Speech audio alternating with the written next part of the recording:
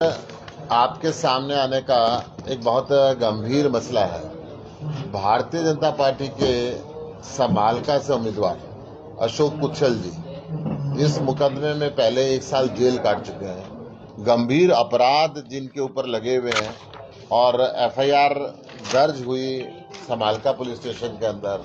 इसके सेक्शन में आपको बता दूं 109, 115, 116, 120 बी, 195, 211, 384, 388, 389 ये सारे जो कोर्ट की प्रोसीडिंग आज की तारीख में चल रही है, जिसमें 10 साल से ऊपर की सजा हो सकती है, ये सारी उन्होंने छुपाई है, अपने नॉमिनेशन में नहीं भरा।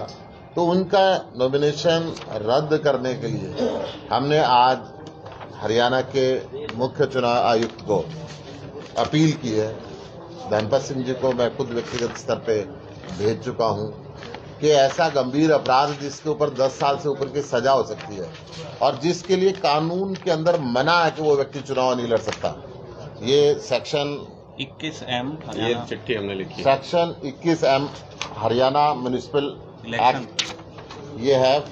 Further section 21M of Haryana municipal election rule 1978 clearly disqualify any person from contesting the municipal election for president and member who has been convicted, number 1, or charge have been framed against him by a court in a criminal case for an offence punishable with imprisonment for not less than 10 years. ये section 120B के अंदर ये आता है और समालका के first class magistrate की court के अंदर ये केस पेंडिंग है, जहाँ पे चार्ज फ्रेम हो चुके हैं, एविडेंस पे ये चल रहा है। और इन्होंने इतनी बड़ी जो गंभीर बात है खुद कैंडिडेट ने छुपाई है और पार्टी के लिए भी निर्देश होता है कि पार्टी भी 2 अखबारों में 2 नेशनल डेलीज के अंदर उस खबर को डिस्प्ले करे कि भाई हमारा ये अपराधी है, इसके ऊपर ये मुकदमे चल रहे हैं। ये मुकदमा था एक महिला के द्वारा एक व्यक्ति को ब्लैकमेल किया जा रहा था और उसमें एक्सटोर्शन मांगा जा रहा था, मनी मांगी जा रही थी। उसका सारा ऑपरेशन अशोक कुच्छल जी के ऑफिस में बैठ के हो रहा था। उस व्यक्ति ने 5 लाख रुपए दे भी दिए थे, परंतु 50 लाख रुपए मांगे जा रहे थे और व्यक्ति मजबूर होके पुलिस के अंदर गया। पुलिस ने सारी तफ्तीश की। चेयरमैन होते हुए ये सारे काम हुए। उस समय वो चेयरमैन था, 2017 की बात बता रहा हूँ। उसका सारा का सारा पुलिस के अंदर गया, पुलिस ने एफआईआर लिखी, फिर चार्जशीट फ्रेम हुई। चार्जशीट फ्रेम होने के बाद में कोर्ट के अंदर वो दोषी करार दिया गया। दोषी करार देने के बाद अब एविडेंस पे चार्जेस फ्रेम होने के बाद में ये एविडेंस पे चीजें चल रही हैं। 1 साल की जेल भी हो चुकी है। हाँ, 1 साल वो जेल के अंदर रहा है। 10 साल का प्रावधान है इसके अंदर और म्युनिसिपल बाइलॉज के हिसाब से वो चुनाव नहीं लड़ सकता। अगर वो डिक्लेरेशन करता है इस सेक्शन के तहत उसके ऊपर है तो चुनाव नहीं लड़ सकता था। तो हमें उम्मीद है कि ये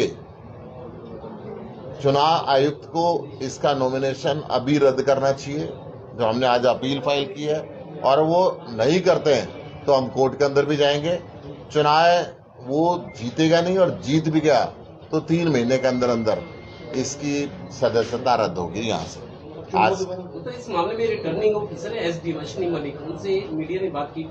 वो कहते हैं कि इस स्टेज पे नॉमिनेशन विड्रॉ नहीं हो सकता, ना उसको हम रिजेक्ट कर सकते। लेकिन ये है कि जो कानून कहता है इफ ही गेट्स इलेक्टेड, अगर वो चुने जाते हैं तो उसी दिन से 5 साल के लिए डिस्क्वालीफाइड हो जाएंगे। मतलब उनको घर बैठना पड़ेगा, एक दिन भी काम नहीं कर पाएंगे। अब ये हो सकता है। हमारा इस पे बहुत गंभीर आरोप खट्टर सरकार पे और प्रशासन पे भी है, क्योंकि ये लोकल कोर्ट में मामला चल रहा है, समालका कोर्ट में मामला है। चूंकि एफआईआर दर्ज लोकली हुई है, यहाँ पर हुई है, तो ऐसा पॉसिबल नहीं है कि लोकल प्रशासन के संज्ञान में ये सारी चीजें ना हो। हमारा प्रशासन पर साफ साफ मिलीभगत का आरोप है। खट्टर सरकार ने और बीजेपी ने प्रशासन का दुरुपयोग करके जबरदस्ती ऐसे व्यक्ति को चुनाव लड़वाया और मतदाताओं के साथ धोखा किया। जब आपको पता है कि वो चुन कर के एक दिन भी काम नहीं कर सकता है, जब आपको पता है कि वो ऐसी धाराओं में जेल में रह चुके हैं कि चुनाव नहीं लड़ सकते हैं, उसके बावजूद उनके नॉमिनेशन को एक्सेप्ट करना, भरवाया जाना और उसके बावजूद ये कहना कि उनको पहले डिस्क्वालीफाई अब नहीं किया जा सकता क्योंकि प्रोसेस ऐसा कहता है। प्रोसेस तो ये भी कहता था कि उनका नॉमिनेशन एक्सेप्ट ही नहीं होना चाहिए था। प्रोसेस तो ये भी कहता था, जरूरी नहीं है कि कोई बाहर से ही शिकायत करता है, जब लोकल वहां पर जो ऑफिसर्स हैं वो एक्सेप्ट कर रहे हैं, स्क्रूटनी कर रहे हैं, तो लोकल थाने से, लोकल कोर्ट से क्या उनके पास जानकारी नहीं थी? ये तो सर्वविदित मामला था कि अशोक उच्चल जी पे मामला चल रहा था, उनके ऊपर ये आरोप लगे थे, अखबारों में छपा था, सब कुछ हुआ था। तो क्या लोकल प्रशासन को इसकी जानकारी नहीं थी? हमारा आरोप सीधे सीधे ये है कि बीजेपी ने और खट्टर सरकार ने प्रशासन का दुरुपयोग करके मतदाताओं के साथ धोखा किया है। और हमारी अपील है मतदाताओं से कि ऐसे व्यक्ति को जिसका की रद्द होना निश्चित है कि वो इस पद पर काम नहीं कर सकता, उसको वोट देके अपना वोट बेकार न करें। भरत सिंह छोकर जी बहुत ही सुलझे हुए और ईमानदार व्यक्ति यहां से खड़े हुए हैं, उनको अपना वोट दें और इस तरीके का जो बेईमानी चल रही है, जो भ्रष्टाचार चल रहा है प्रशासन में, उसको खत्म करने का एक मौका जो आपको मिला है, उसका पूरा इस्तेमाल लोगों को करना चाहिए। गुप्ता जी 5 दिन रह गए हैं मतदान को, आपको लगता नहीं कि आप बहुत लेट हो गए? पहले आ जाना चाहिए था आपको इस तरह की प्रेस कॉन्फ्रेंस करने के लिए। देखिए, पहले भी एक इस पे शिकायत हुई है, आरटीआई एक्टिविस्ट हैं, उन्होंने एक फॉर्मल कंप्लेंट इस पे की है। उस पर कोई नहीं, मैं वही कह रहा हूँ, वो कंप्लेंट अभी भी पेंडिंग है, अभी भी वो चुनाव आयोग के पास कंप्लेंट पेंडिंग है, उस पर कोई एक्शन नहीं हुआ, इसलिए हम लोगों को अब सामने आना पड़ा। हाँ, वही मैं कह रहा हूँ कि नोटिस और जवाब ये तो खाना पूर्ति है, दिखावा है। जब आपको मालूम है कि ऐसा केस है तो नोटिस किस बात का दिया जाता है? नोटिस तो इस बात का दिया जाता है कि आप इस पे जवाब दीजिए कि क्या ऐसा है कि नहीं है। आपको तो मालूम है कि है, समालखा कोर्ट में केस चल रहा है, सारी जानकारियां, सारी एफआईआर आपके सामने है, प्रशासन के सामने है, तो इस पर नोटिस इश्यू करने का कोई इस पर तुक नहीं बनता। और अगर इसको प्रशासनिक चीजों में उलझाया जा रहा है तो वो अपने आप में बताता है कि कहीं ना कहीं कवर देने की कोशिश हो रही है। आपके पास कोर्ट जाने की बात करें तो अभी टाइम है कोर्ट जाने का, आजकल में ही होगा ये सब? नहीं, हम तो कोर्ट में फाइल कर ही रहे हैं, और अगर आजकल में नहीं होगा तो ये तो तय है। आपने भी बता दिया कि प्रशासनिक अधिकारी भी कह रहे हैं, और लोगों की जानकारी में भी ये बात आनी चाहिए कि इस व्यक्ति का अगर चुना भी जाएगा तो ये व्यक्ति काम नहीं कर सकते इस पद पे, इनको हटना लाजमी है। तो मतदाताओं के लिए ये जानकारी में आना बहुत जरूरी है कि वो अपना वोट वेस्ट न करें, ऐसे व्यक्ति को वोट देके जो सारी प्रशासनिक मिली भगत के चलते जो नियम है उनको ताक पर रख करके जबरदस्ती चुनाव लड़ रहे हैं। मैं तो इसको ये कहूंगा कि जबरदस्ती चुनाव लड़ रहे हैं, मतदाताओं को धोखा दिया जा रहा है। तो हम उनको सचेत करने भी आज यहाँ पर आए हैं कि न सिर्फ प्रशासन का दुरुपयोग हुआ बल्कि मतदाताओं को अंधकार में रखा गया और अपना वोट वेस्ट करने का कोई फायदा नहीं है। तो ये जागरूकता भी बहुत जरूरी है मतदाताओं के लिए। तो गुप्ता जी, एक सवाल है कि आपके जो प्रत्याशी हैं वो भी समालखा क्षेत्र से ही हैं, उनको नहीं पता था इस मामले के लिए कि वो पहले आपको इस बारे में? नहीं, प्रत्याशी ने हमें बताया, प्रत्याशी ने नहीं, उन्होंने बताया एक अपील जो आरटीआई एक्टिविस्ट ने लगाई वो भी प्रत्याशी की जानकारी के अंदर थी, उसकी इंतजार की जा रही थी। हम तो यही सोचे थे उस पर एक्शन होगा। सर ये मामला तो जग जाहिर था, जग जाहिर था, इसलिए कह रहे कि भारतीय जनता पार्टी सिर्फ अपने प्रत्याशियों को छुपाने का, बचाने का काम करती है। कानून में ये भी लिखा हुआ है कि जग जाहिर है तो पार्टी भी 2 अखबारों के अंदर देगी। क्यों पार्टी ने नहीं दिया? कैंडिडेट ने छुपाया तो पार्टी क्यों छुपाती है? सर, मेरा आपसे प्रश्न ये है कि ये मामला आपके संज्ञान में आया, इस मामले को लेकर लगातार प्रेस कॉन्फ्रेंस भी हुई, आप लोग इसके अंदर हाईकोर्ट में रिट डाल सकते हैं क्योंकि 420 भी बनता है। तो उस मामले में अब आप लोग क्या कर रहे हैं ये बता दीजिए, और क्या मामला दर्ज कर रहे हैं? हमने मुख्य चुनाव आयुक्त को शिकायत की है, 1-2 दिन के अंदर वो एक्शन नहीं लेते तो डेफिनेटली हम कोर्ट के अंदर जाएंगे। देखिए, इसमें क्या है कि इसमें कुछ जांच के लिए रह नहीं गया। हमने हमारी इस कंप्लेंट के साथ सारे दस्तावेज, एफआईआर की कॉपी की हम वेट कर रहे थे जो कि हमें अभी मिल गई है, एफआईआर की कॉपी के साथ और जो जितने कानून में प्रावधान हैं उसके जितनी सुप्रीम कोर्ट की जजमेंट्स हैं इससे रिलेटेड, हमने वो सब उसमें लगा दिया हमारी कंप्लेंट में। तो जांच के लिए कुछ बचा नहीं है। और हमने जो अशोक उच्छल जी ने अपना एफिडेविट फाइल किया था उसकी भी कॉपी लगा दी है। तो सब कुछ जग जाहिर है और सब कुछ दस्तावेज में है, कुछ अब जांच के लिए बचा नहीं है। तो हमें चुनाव आयोग से हमने जो ये कंप्लेंट लगाई है इस एक्सपेक्टेशन के साथ लगाई है कि जल्दी ही इस हमारी कंप्लेंट पर कार्रवाई होगी और उनका चुनाव आज या कल में चुनाव आयोग रद्द करेगा। और अगर चुनाव आयोग रद्द नहीं करता तो हम इलेक्शन पिटीशन के जरिए हाईकोर्ट जाएंगे और हमें उम्मीद है कि हाईकोर्ट से हमें न्याय मिलेगा और जनता को, मतदाता को भी जो एक उसका राइट है ये जानने का कि जो उम्मीदवार चुनाव लड़ रहा है उसके खिलाफ किस तरीके के आपराधिक मामले हैं, अगर वो नहीं देता तो माननीय उच्चतम न्यायालय ने ये भी बार बार कहा है पिछले कुछ समय में जो जजमेंट्स आई हैं कि ये freedom of speech and expression जो कि कॉन्स्टिट्यूशन ऑफ इंडिया में एक मतदाता का अधिकार है उसका उल्लंघन करता है वो उम्मीदवार। हरियाणा में तो इलेक्शन कमिश्नर की पोस्ट है, चीफ इलेक्शन कमिश्नर दिल्ली बैठे सेंट्रल बोर्ड में, आपने सीईसी में शिकायत की है? हमने दिल्ली भी करी है और यहाँ जो हमारा इलेक्शन कमीशन जो है इलेक्शन कमीशन दोनों में करी है। वहां पर भी दिल्ली में भी करिए, chief election commissioner of India को भी, और जो पंचकुला में हमारे धनपत सिंह जी हैं स्टेट के जो इलेक्शन कमिश्नर हैं, हाँ जी, उनको भी करिए। हाँ, आप लोग इसकी तय में गए हैं, पूछे गए हैं कि ये जो मामला हुआ है इसके ऊपर क्यों दर्ज हुआ? मैंने संजय बेनीवाल जो दूसरा है इसमें 376 का मामला, उसके ऊपर भी दर्ज था, और 376 के मामले के बाद ये महिला आई और कुशन उसकी सेटिंग में आया, ये उसमें जाके फंसा। संजय बेनीवाल के खिलाफ कोई भी नहीं बोला, उनके ऊपर कब्जे के ऊपर भी कई आरोप लगे हुए हैं।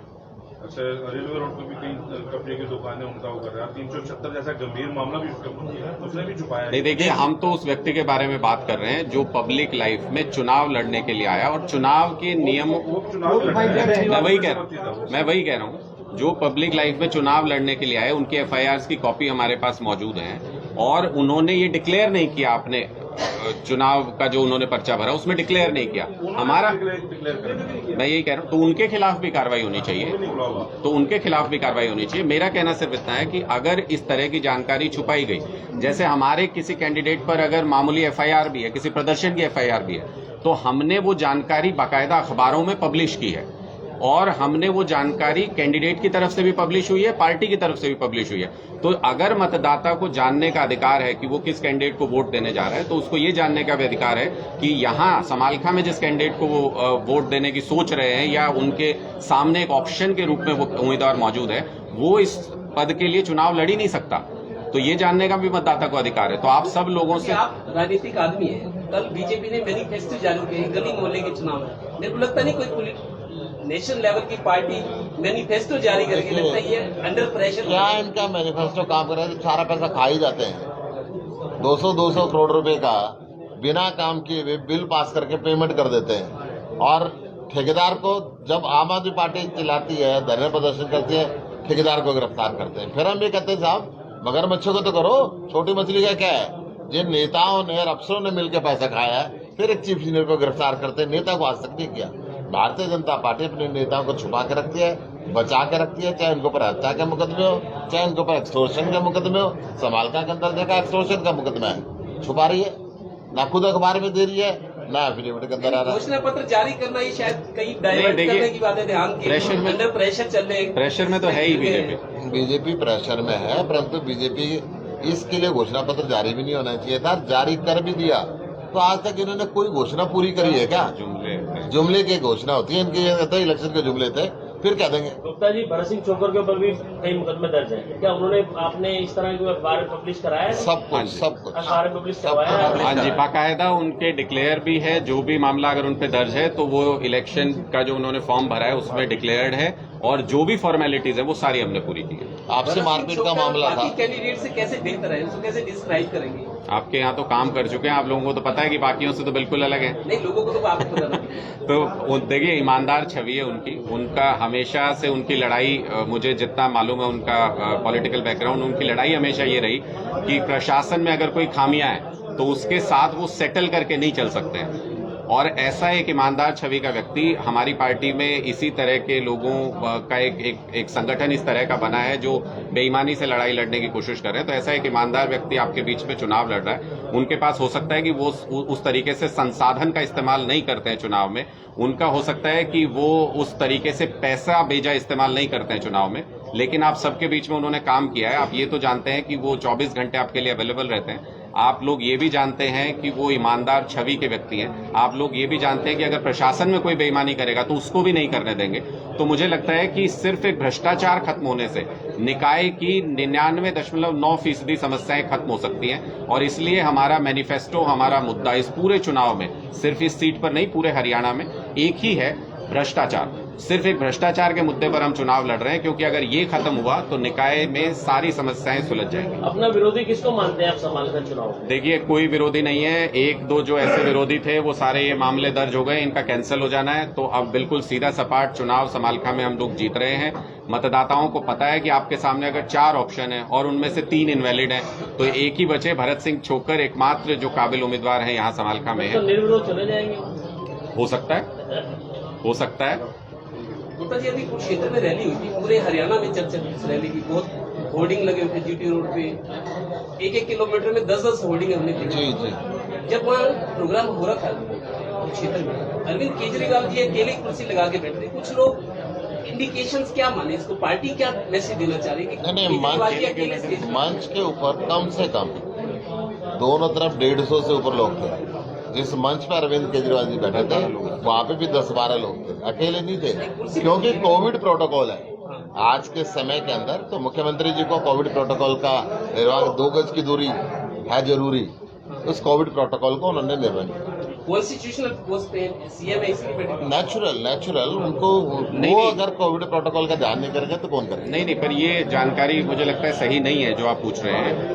अरविंद केजरीवाल जी अकेले कुर्सी लगा के नहीं बैठे थे और अलग सी कुर्सी भी नहीं थी उनकी। जैसी उनकी कुर्सी थी वैसी ही 10 कुर्सियां और मंच पर लगी थी।